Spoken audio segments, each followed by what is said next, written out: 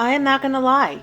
This is one of my favorite sets that I have done to this date, and I'm so happy that you get to see it. Welcome back to Nails by Sora. Today we're doing emoji nails. And it's been on my docket of ideas for a while, and as usual, it kept getting moved around. As with a lot of things, I come up with a huge list of things that I want to do, and I just lay it into my schedule, and for whatever reason, life, inspiration, lack of inspiration, it just gets pushed off or moved around. So I finally did get back to it, and I wasn't sure what style of emojis I wanted to do or even what type of emoji, but I just did a Google search of emoji icons and I found three that I really liked. And I was joking around with some friends at work saying that the ones on the left and the right are my Saturday and Sunday, and the one in the middle is my weekday because it's just tired and exhausted, and that's basically how I feel almost all the time. But I digress. This set was so much fun to do, and all of the nails started out the same way with the same blue background by Fiote. And then I went in and I did some fluffy clouds in with the white gel paint, just dotting it on, and then bleeding and blending it out, and then doing some shadow work with I think it's Mindset by Madam Glam, but I'll put all the information for the products I use down in the description box below. And so using that grade to create some shadowing underneath and in through the clouds to give it some depth and not really realism, but just make it pop off the nail a little bit more. And then, since for the most part emojis are yellow, I just basically created yellow orbs in the center of each nail and then did each emoji independently in terms of their expression and their highlights and shadowing. So I'm finishing out the clouds here. I'm going to give all the nails a matte top coat so that I can go in with the subsequent design without the color bleeding. And also a matte top coat, a matte surface always seems to make things a little bit easier in terms of putting color on top of color and blending it out. So going to finish up the background and then we're going to get into the design.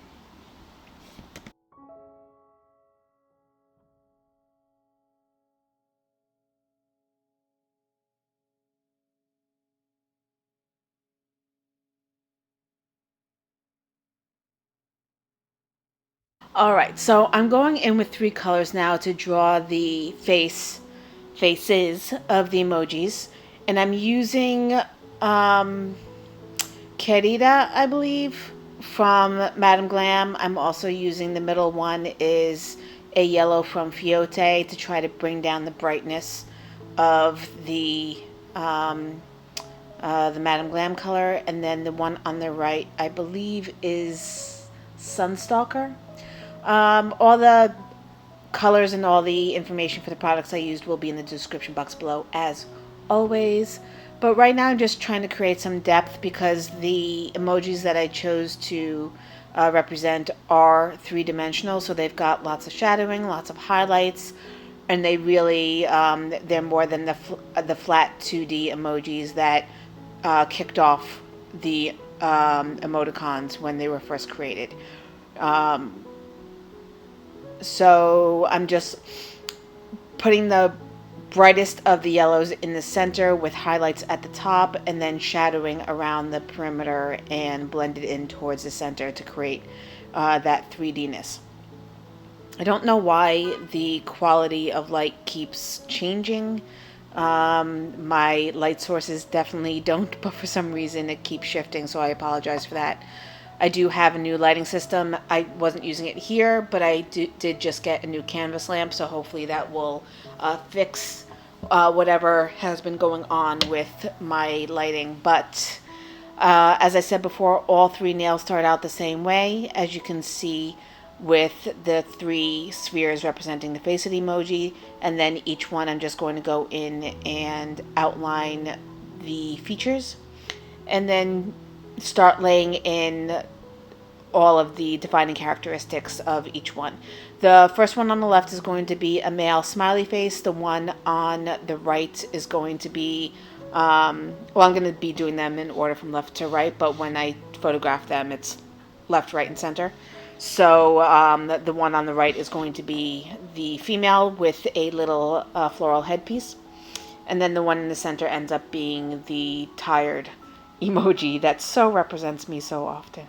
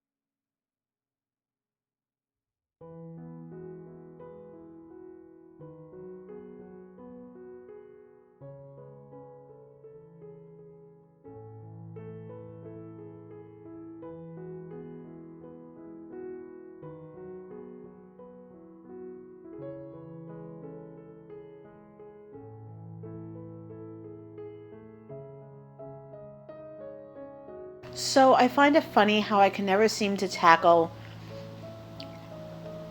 similar techniques the same way. Or I should say, what I really, I'm trying to figure out how to represent my process if I even have one. But basically, sometimes I can go in and I can draw the outlines and get them laid in perfectly. They're in proper proportion. They're in proper alignment with where they're supposed to be, just by outlining them.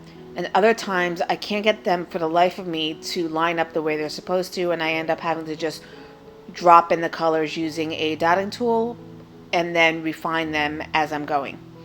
So with the first emoji, I was able to just outline the eyes and then go in and fill them in and do the mouth, and had very little trouble with laying in the features as they're supposed to be. I did prematurely put in the eyebrows, which you'll see I end up going over them because there's a lot more highlighting in the forehead that I didn't tackle before I laid in the eyebrows. So I put them in, I went over them, and then I end up putting them in again towards the end. But on, I believe, the second two emojis, I went in with the white of the eyes first with the dotting tool, and then I outlined them and refined them. So it really just depends from design to design, day to day, what works for me. It's not always the same method each time. I wish it was. It would make things a little bit easier. But some days you just have to do whatever works for you. So for this nail, like I said, I outlined the features first, and then I went in and I filled them in. Right now I'm doing the mouth, and then I'm dropping in some highlights to the cheeks, some blushing effect, and when I get to the other two emojis, I end up just drawing the whites of the eyes first and then outlining them.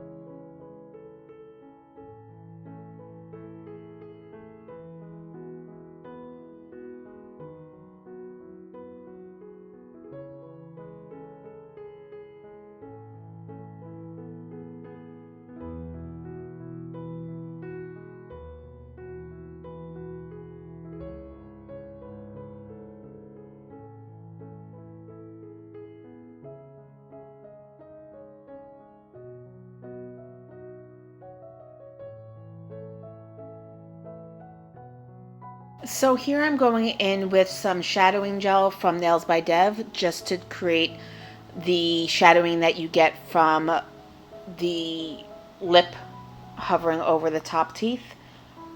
I think it came out reasonably well. I could have maybe faded it out a little bit more so that it doesn't look like such a harsh line. But all in all, it's a pretty neat effect, and I just need to work on it a little bit more. But I'm just putting the finishing touches on this emoji with some highlights and catch lights in the eyes. And then we're going to move on to the second nail.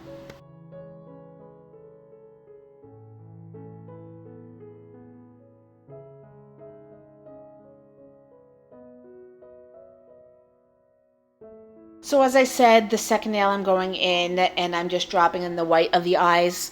Now they're kind of reversed half moons because the cheeks come up a little bit further and push into the underside of the eyes. So after I put in the circle of the eyes, I'm going to take my detail brush and remove that area so that it more clearly represents the actual emoji. And then the rest of it's just gonna proceed as the last one did, with dropping in the highlights and the shadows, drawing in the features of the mouth, and then putting in the floral headpiece. So I'm not really going to describe too much more of the process because it's basically the same as I did with the first emoji. So I'm just going to let you watch. I will come back in if I feel there's something that I need to elaborate on. Otherwise, I will see you for the wrap up at the end.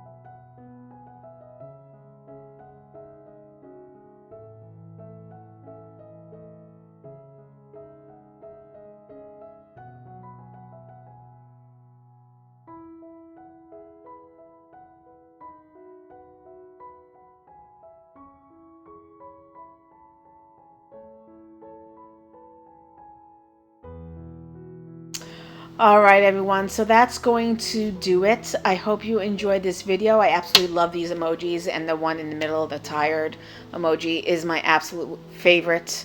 I hope you enjoyed it. Please give me a like and a subscribe and hit that notification bell. And as I said, all information for the products I used will be in the description box below. If you have any comments or questions, please leave them down below in the comments section. And any suggestions for upcoming content, any tips, tricks, tutorials you'd like to see me do, let me know. And I'll see you in the next video. Bye.